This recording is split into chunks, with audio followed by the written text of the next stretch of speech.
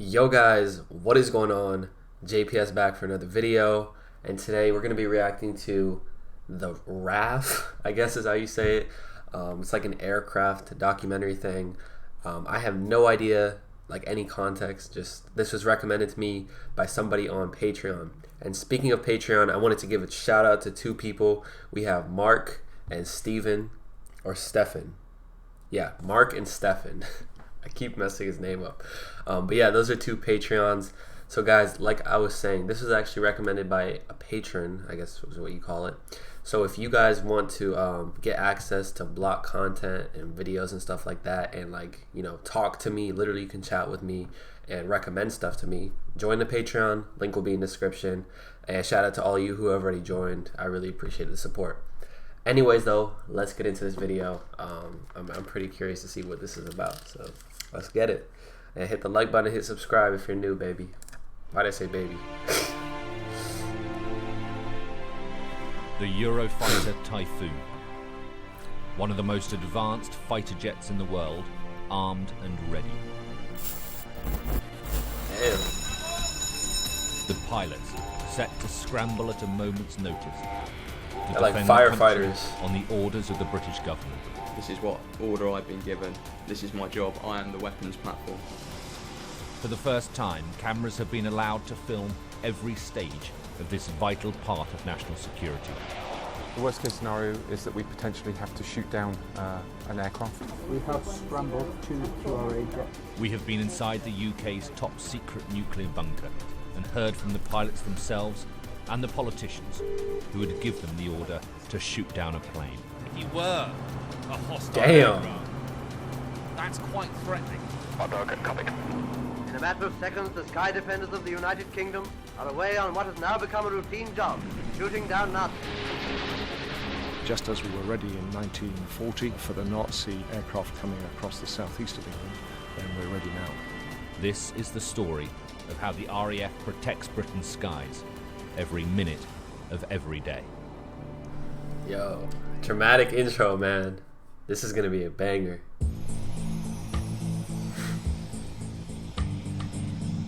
RAF Coningsby in Lincolnshire is home to two frontline Typhoon squadrons.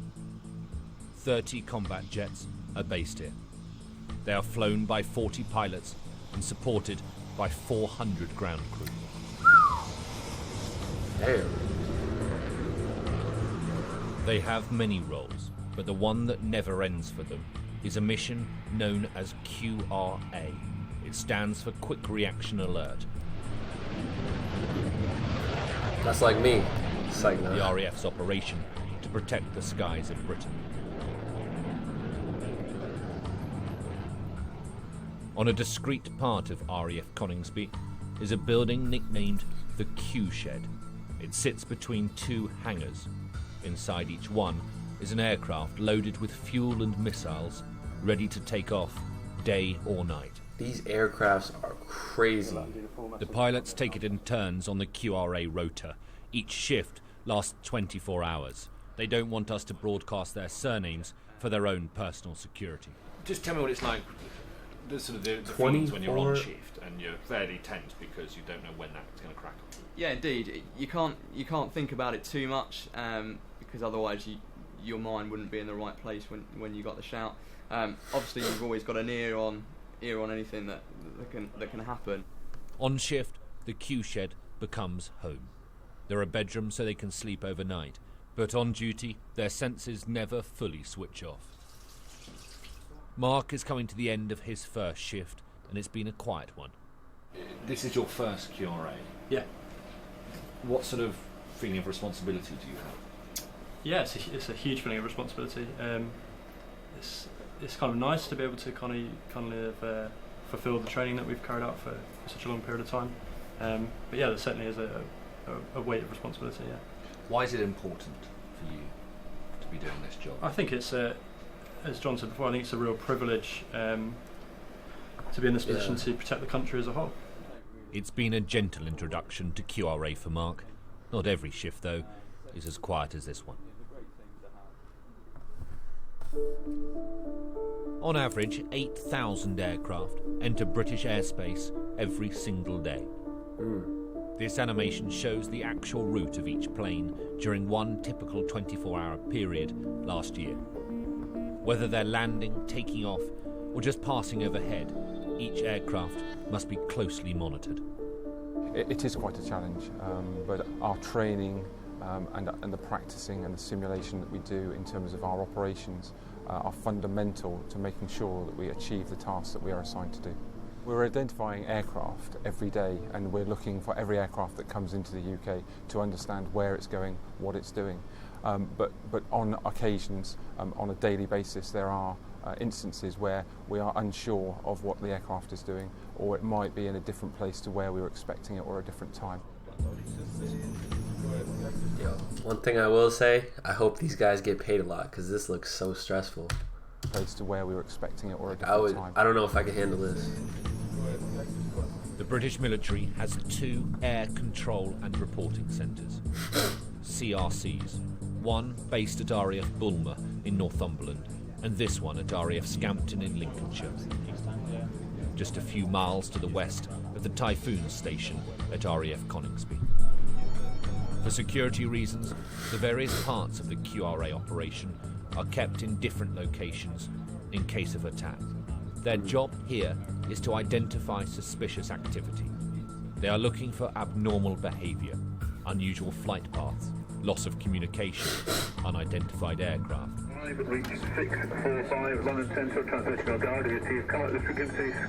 As we are filming, an alert goes off.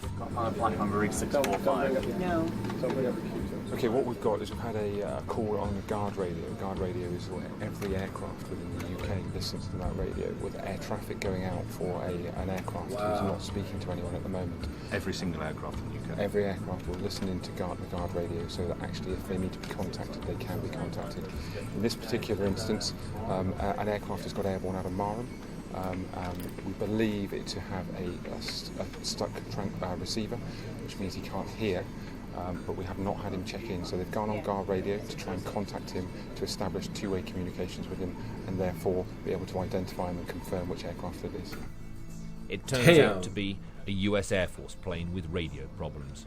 Nothing to worry about. The Typhoon crews are stood down. That's really rich. Of course it's an American plane. Come on. Problems. Nothing to worry about. The Typhoon crews are stood down. We have two making me look main missions in respect of quick reaction and alert. One is against military aircraft and Russian aircraft, and the other one is very much a UK-centric 9/11 type scenario. This is a Russian Bear aircraft. It's a long-range Tupolev bomber. Recently, Vladimir Putin has been using them to challenge NATO's response. How do you assess that current geopolitical situation with the Russians? The first question is, go and speak to Mr. Putin and see what his intentions are. But I think the important thing from my viewpoint, we have a responsibility as a NATO member, firstly to reassure those member states that are much closer to any potential Russian threat than ourselves, that we are here, that NATO is fit for purpose, and of course to deter, as part of NATO, any potential aggressors to the organisation and the countries within it. Only last Thursday, 2 RAF Typhoons were scrambled from Lossiemouth in Scotland to intercept a Russian Blackjack strategic bomber that is capable of flying supersonic. Wow, supersonic. The Russian planes don't submit a flight plan or transmit their position. They never actually enter British airspace, but fly into the British area of interest to test the RAF's reactions. They're doing their job, and we're doing our job to determine what is happening and then feed that back to the fighter controllers and further up the chain. In April 2015, a Russian Bear bomber flew up the English Channel straight through busy commercial flight paths. This is video of that incident, filmed from inside the Russian plane, the RAF Typhoons shadowing it alongside. Jeez, kind of they're right next to it. It's extremely intimidatory. It's also dangerous. They may not enter our airspace, but they don't respond. They don't file flight plans. They don't respond to air traffic control. They don't even respond to our pilots when they're up in the air alongside them. It's unnecessary behaviour. It's intimidatory. It's designed to annoy us, but it's important we respond to it, and we do. In a matter of seconds, the sky defenders Little of the United beef between Kingdom the Russians are away on what has now become a routine and the job, British. shooting down Nazis. 75 years ago, the men and women of the RAF were performing a very similar role, but against a very different enemy. Yeah. Goering's Luftwaffe took its first licking. In 1940, the German Luftwaffe was bombing airfields across the southeast of England. The only thing that stood in their way were the Hurricanes and Spitfires of Fighter Command. It was the Battle of Britain. I like this old footage, man. Well, this is rather a large part of British history. And if it wasn't for the replica Hurricane and a Spitfire as well, you wouldn't know it's here. You could almost walk straight past it. Because 76 stairs below here is a World War II underground operations room, which was the command centre for the Battle of Britain. Damn. During those tense days, this bunker at RAF Uxbridge was manned round the clock as the Nazis pummeled the airfields in the southeast. Key decisions that would decide the fate of Europe were taken here, 60 feet underground. It's extraordinary to think that just 70 years ago, this was very much the height of technology. And trying to imagine what it must have been like during those days. There would have been 20 people crowded around this table, all of them women, working in pairs, plotting the route of German aircraft as they came across the English Channel. Wait, why were they all... One RAF officer said it was like a game of tennis. The Germans were always serving, the RAF were the ones returning. And on that day, that crucial day, as if to add to the pressure, Winston Churchill, the Prime Minister, was up here watching down, and he saw on the board behind all of the lights turn red, meaning that every single Spitfire and Hurricane squadron was up in the air engaging the Germans. And he turned to the man in charge and said, "How much have we got in reserve?" The answer came back, "None." Only pay for what you need with Liberty Mutual. Perfectly placed ad, huh? I just said that. One thing I want to say. First of all, why were they all women? I'm not saying that in like a patronizing way, because, but actually, why were they all women? Second of all, I like how this documentary is going into like the history and stuff, and like comparing it to current relations. Not necessarily like trying to compare the Russians to the Germans, but I like how they're talking about that stuff. The answer came back, none. Fighter Command was vastly outnumbered. The Luftwaffe came at them with over 3,000 aircraft. The Allies only had 600 in the beginning. Fighter Command lost 103 pilots killed, 128 seriously injured. The lifeblood of Fighter Command, its fighter pilots, was ebbing away. So we were in a pretty serious state. We had pilots. We didn't have combat-trained pilots, and pilots were arriving at frontline squadrons, if they were lucky, with 20 hours experience on a Hurricane or a Spitfire. Some with 15, some with 10, some with none at all. The Hurricane might have shot down more planes in the battle, but the Spitfire has become a British icon. Well, this is... Yeah, even I know about the that. last remaining airworthy Spitfire to have fought in the Battle of Britain, and the RAF bought it for £25 off a scrap heap back in 1948. Would you believe it? It's not particularly comfortable, I have to say, and to imagine that these young men would go up in it 4 or 5 times a day to face the Germans over the English Channel is quite something. That's crazy, man. Today, the home of the Battle of Britain Memorial Flight is RAF Coningsby. The planes that defended Britain's skies 75 years ago now live alongside their modern successors, the Typhoons. There are a few RAF pilots who get to fly both. One of those is Coningsby's station commander, that would be so Group Captain awesome. Jez Attridge. These old aeroplanes, you can really feel them. You know, there's not much to them. It's you and the stick. Whereas the modern aeroplanes, it's all about processing the information rather than actually flying the aeroplane. So you're sitting there as a battle space manager rather than a pure pilot. Like the Spitfire and the Hurricane, the Typhoon was designed for a dogfight. It was built to shoot down the enemy. From the Lincolnshire base, they can be over central London in just 10 minutes. When the alarm goes, there is no time for a briefing. Coming up, the siren sounds. You're right. Oh! The siren goes off and we need to be out of those aircraft as soon as possible. The training just kicks in and the adrenaline flows. And we experience firsthand what it is like to be intercepted at 35,000 feet. If you did not respond immediately to my orders at turn east, you will be shot down. Nah. During the later years of the Cold War, when the Russian nuclear threat was at its height, the British government built this bunker at RAF Air Command outside High Wycombe in Buckinghamshire. It is so top secret that this is the first time cameras have been allowed to film it. For real? Damn. 3 sets of blast doors protect it from nuclear, biological, and chemical attack. Damn. There are 4 floors going deep below the ground.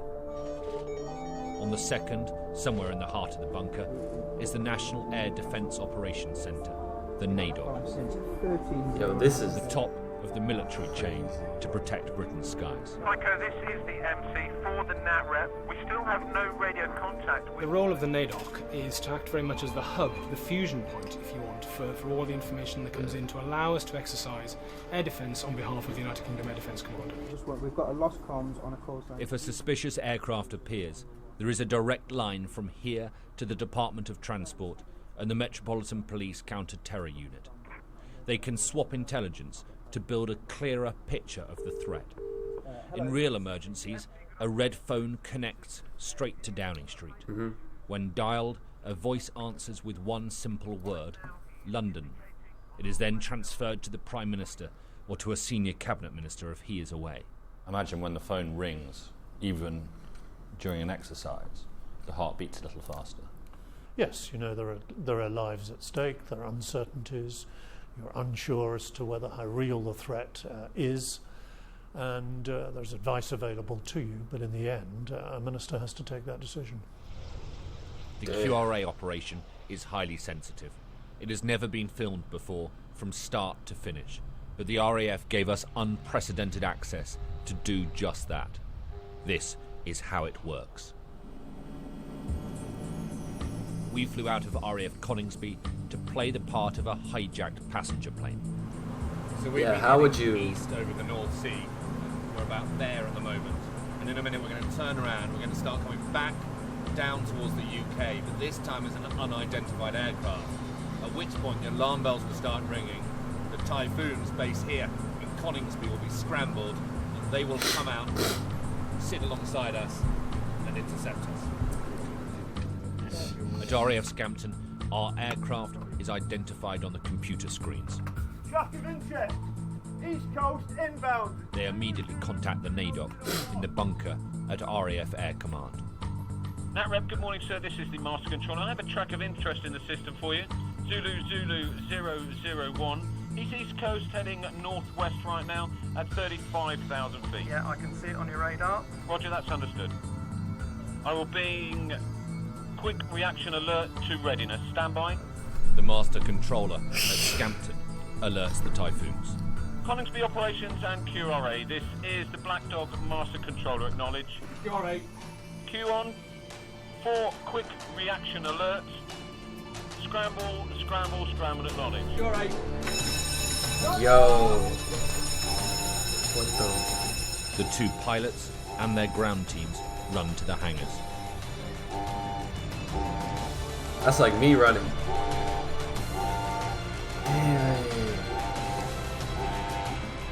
They can flick a switch to begin powering up the jet, even as they climb into the cockpit.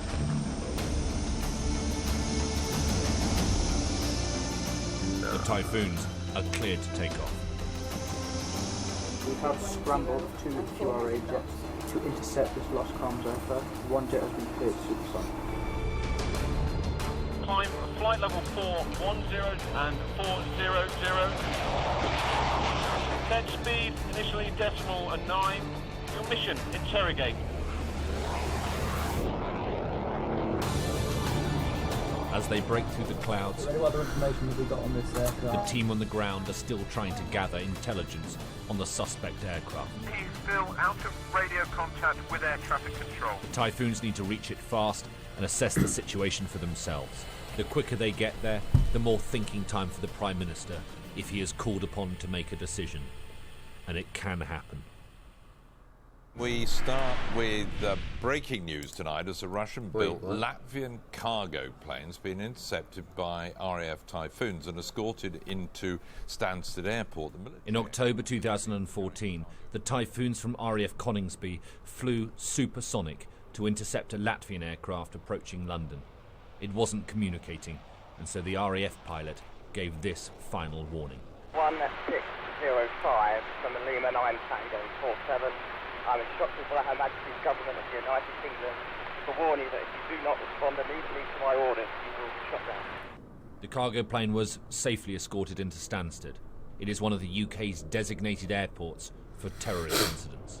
The people in the cockpit, the people communicating with the cockpit are fully trained, fully rehearsed and ready for that moment. Wow. Back at RAF Coningsby, even as the two Typhoons are closing in on our target aircraft, new jets are being readied should another call come in.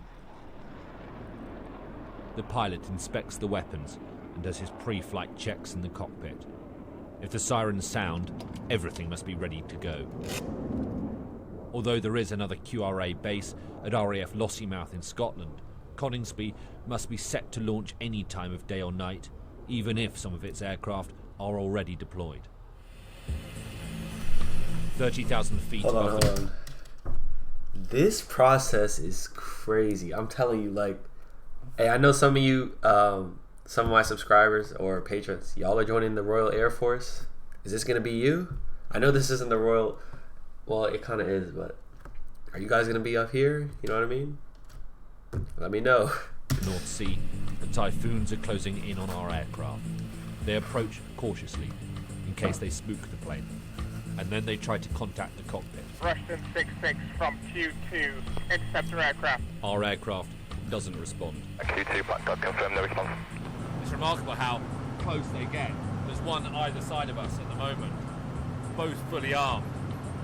If you were a hostile aircraft, that's quite threatening. Yeah. The Typhoon pilots will report what they're seeing back to the ground, and in turn receive any new intelligence. Change heading onto east immediately, acknowledge. So that they can stay on station for as long as needed, a refuelling tanker is deployed. So we'll be getting communications from the control and reporting centres at Scampton and Bulmer. They'll be giving us instructions as more information is fed to them, and they gain more information from other sources. And then gradually there's an escalation process if that needs to occur. There's nothing new in there that we don't practice, and the training just kicks in and the adrenaline flows. Having no luck with radio contact, the Typhoon pilots fire flares as a show of force. By now, most options have been tried, and our plane is still not responding. It has become a real threat to national security. I am instructed by Her Majesty's Government of the United Kingdom to warn you that if you do not respond immediately to my orders to turn east, you will be shot down. It is probable that were this happening for real, the Prime Minister or a senior cabinet member would now be on the line and briefed. The worst case scenario is that we potentially have to shoot down an aircraft, but that's having gone through the most robust processes and procedures in order to identify and interrogate that aircraft. And who would make that decision? That decision is held at the political level, at the highest political level. But who would give the order to the pilot? The orders would be issued by my team. Are they trained for that? Absolutely, and they're ready to do that. What kind of questions that? Would of you course be they are. prepared to shoot down a commercial airliner? At the end of the day, we're in the military. This is our job, 24/7, 365 days a year.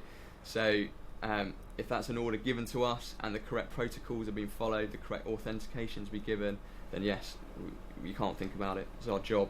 It's an order. It will when I land. It won't airball. The Typhoons have returned to Coningsby. Another day on quick reaction alert. Whew. Their mission is over, their shift isn't. They go back on standby, ready should the alarm go again.